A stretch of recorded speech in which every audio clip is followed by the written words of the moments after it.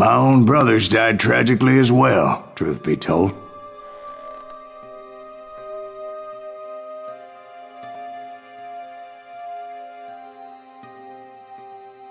It was 1868, and me and my older brothers were pulling a tidy profit running cattle into Juarez, Mexico. One night after my brothers retired for the evening, I found a little poker game in a cantina with a couple of cowboys. And I just couldn't lose. I even won an old Spanish coin that had to be 100 years old. Well, I was mighty pleased with myself the next morning as my brothers and I rode for Texas.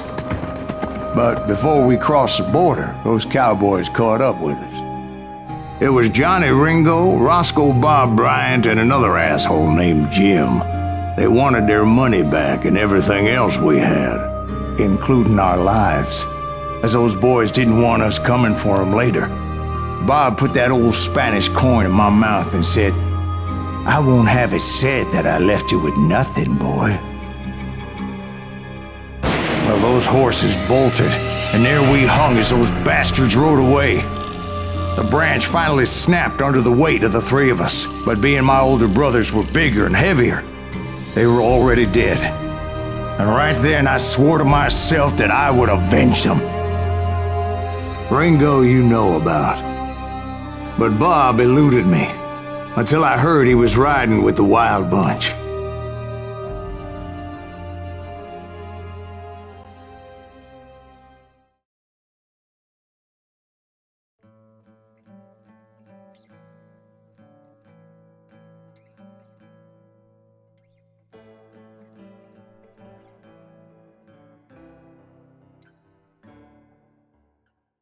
I'd been on their trail for months, ever since they left their hideout in the Bighorn Mountains.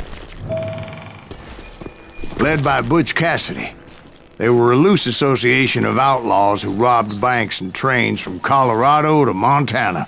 Among them was the Sundance Kid, and that murderous hombre I was tracking, Roscoe Bob Bryant. Were you a part of that giant Pinkerton posse after the Wild Bunch? No, boy. A circus like that would have slowed me down. Besides, I wanted Bryant all to myself. I'd heard about a large shipment of gold being transported to Wilcox, Wyoming on the Overland Flyer. I figured the Wild Bunch would likely hit such a treasure, and by God, I figured right.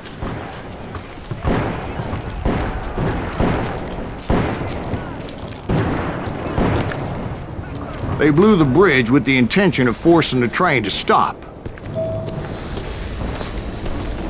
Well, I assumed the Wild Bunch was likely in the still intact part of the train high above, so I had no choice but to make my way up through the passenger cars dangling down. I was determined to make that sumbitch Bob pay for what he did to my brothers.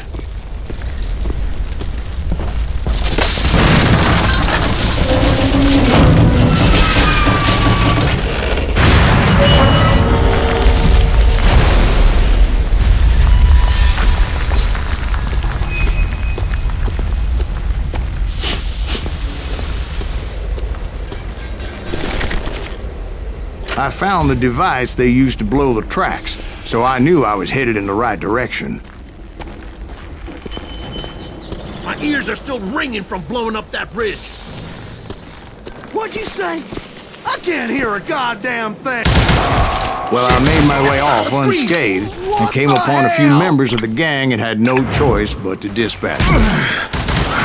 From there, I had to negotiate an even more precarious route. But first, I would need to get my ass out of there.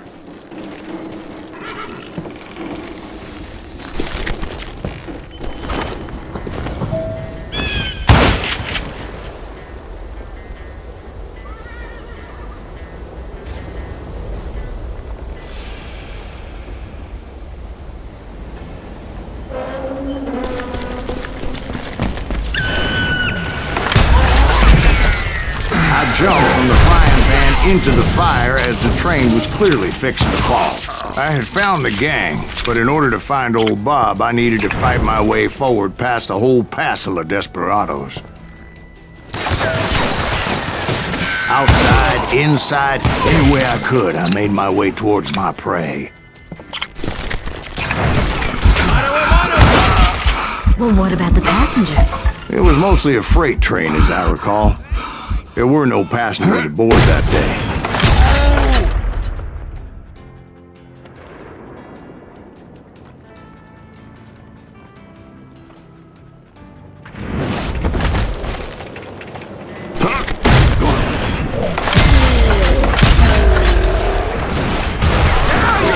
Pissing me off!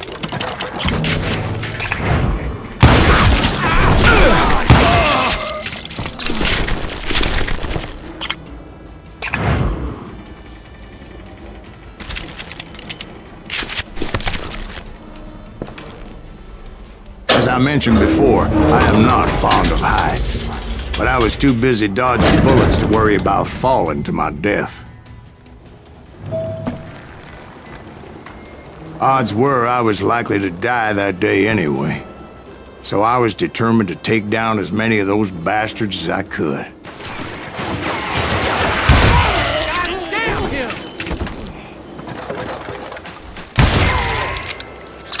You can run, but you can't hide.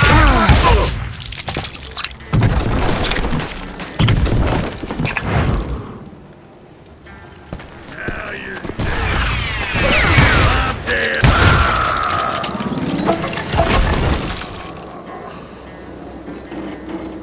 Times it was like shooting ducks in a shooting gallery. The only difference is these damn ducks shot back.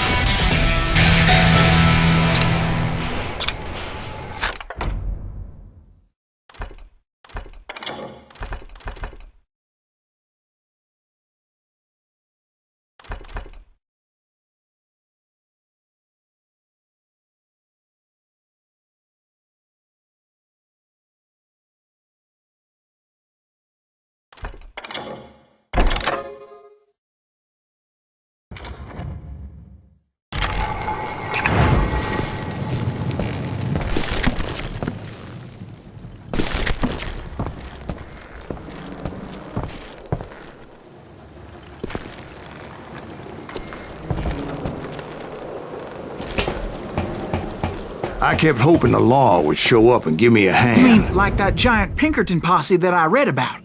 Did they come riding in, guns a-blazing to help?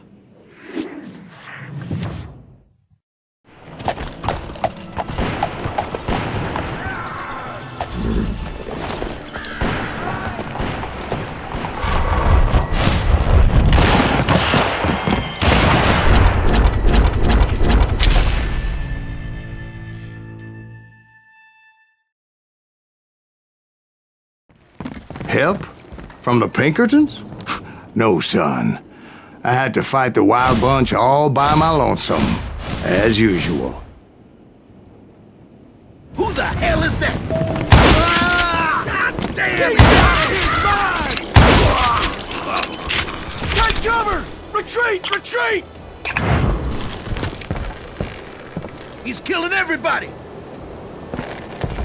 He'll kill us all! Run! You calm down the thunder. Hey! Now you're in for it. Luck just ran out.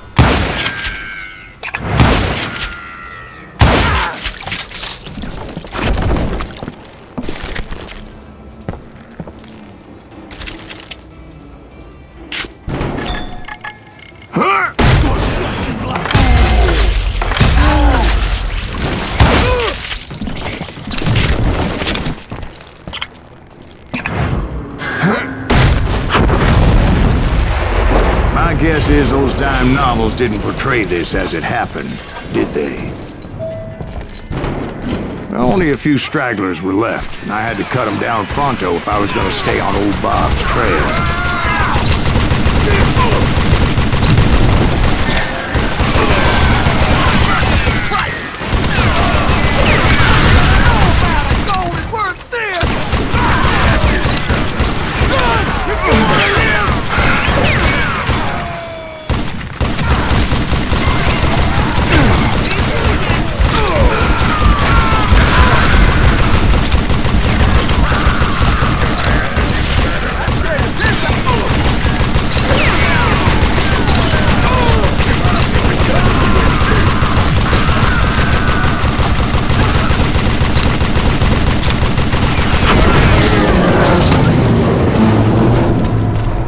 Once I silenced all those guns, I went searching for my nemesis, determined to finally have my justice. But the only survivor who welcomed me was George Flat-Nosed Curry. Who was he?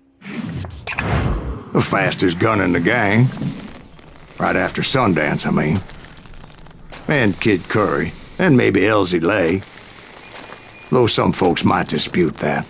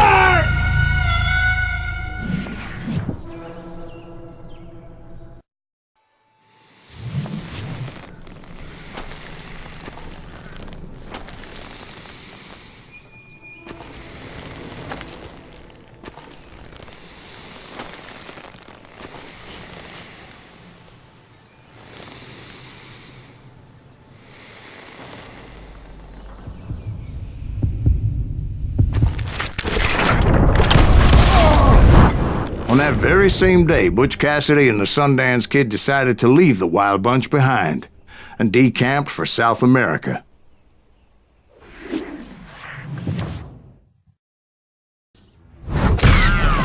They ended up living down there for many years, but I'm sure you already know all about that.